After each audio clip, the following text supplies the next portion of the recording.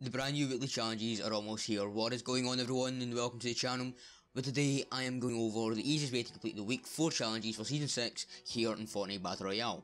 So before I actually get into the challenge, the easiest way to complete the challenges, I'm just going to go over what the challenges actually are, so you can familiarise yourself with the challenges for later on in the video. So the challenges for this week are: dance with others to raise the disco ball near Loot Lake, search an ammo box in different named locations, deal damage to opponents in a single match, land at Greasy Grove, and that's a stage challenge, dance on top of a clock tower, that's also a stage challenge, complete time trials, and finally eliminate opponents near any of the corrupted areas. So that's all for the weekly challenges. Let's get right on to the easiest way to complete them. So first challenge of this week is to dance with others to raise the disco ball near Loot Lake. And this has been a challenge before, it might be season 4 or maybe even 5, but it was in, as you can see behind me, it was in that building. Will it be there again? I'm not really sure, but hence the challenge, it will be near Loot Lake. So last time you had to stand, 4 people, whether it was your teammates or enemies, had to stand on 4 different platforms in the one building, and that would raise the disco ball. Well, you'd actually have to dance on the platforms that will raise the disco ball, and that's how you get that challenge complete. But if it is the exact same, then make sure to do it near the beginning of the challenge has been released, or else there's a chance that people might not go to that location and you won't be able to get that one done unless you go into squads. So that's all for that challenge. Let's go right on to the next one. So the next challenge of this week is to search an ammo box in 7 different named locations, and keep in mind that you don't have to do this in one single game, you can do it over the course of multiple.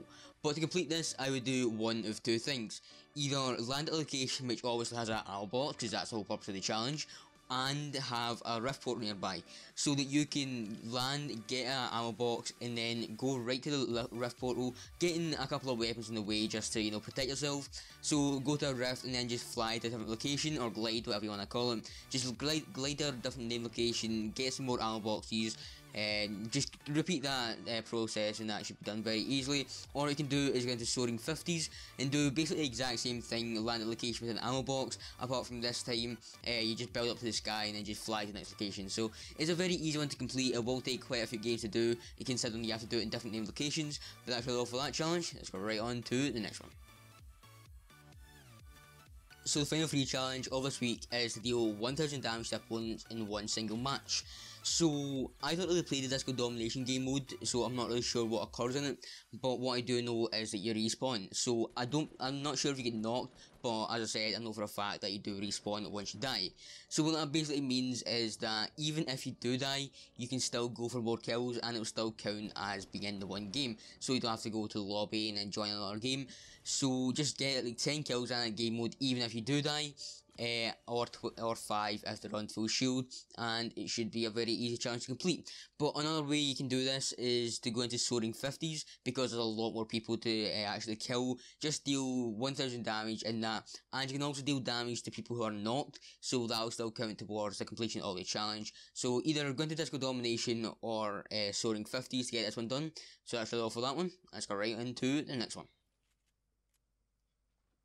So the first Battle Pass Almost Only challenge is a stage challenge, and it's to land at Greasy Grove. I'm not really sure of the other stages in this challenge, but I'm guessing it's just to land at other locations. So it's not rocket science, just begin a game, land at that location, and it's that easy to complete. So there's no point in even talking any more about this, so that's really all for that challenge. Very, very easy one to complete, might take a few games, obviously, because you have to do it in different games. But yeah, that's really all for that challenge. Let's go right on to the next one. So the next challenge of this week is once again another stage challenge, and it's to dance on top of a clock tower. So I'm not really sure of the other 2 stages, but at least I'm guessing there's going to be 3, because there usually is. But I only know the first stage, which, as I said, is to dance on top of a clock tower. But behind me you will see the clock tower that I'm guessing it's referring to, and that is at Tilted Towers. You can't miss it, it's like the biggest building there. But what my guess is that the next couple of stages will be pretty much the exact same thing apart from a different location. So just to dance on top of something else, like a water tower or whatever that thing's called at retail, or something along those lines. As I said, I'm not sure what it is, but just dance on top of whatever it's called. And you'll get that one done very, very easily, but it will take a couple of games since it's in different stages. So that's all for that challenge. Let's go right into the next one. So the next challenge of this week appears to be complete 5 time trials, but last week there was a challenge, the exact same thing, apart from last week I had to complete 3 time trials. So I'm not really sure if this, at the moment, this challenge is just a filler for something else, or it's actually continuing on from the previous week. So you have to get 5 more time trials that will be added into the map come tomorrow. At the moment there's 5 time trials on the map, at least as far as I'm aware, and you will see that map behind me. So just to recap this challenge, because it doesn't make too much sense at the moment. So either it's just a filler challenge for the moment and it'll change come tomorrow, or maybe it's just continuing on from the previous week and there'll be more time trials implemented into the game. So I'm not really sure about this challenge at the moment, but that's really all I can help you out with at this point. So yeah, that's all for that challenge. Let's go right into the final one. So final challenge of this week is eliminate 3 opponents near any of the corrupted areas, and you don't have to do this in one single game, you can do it over multiple games.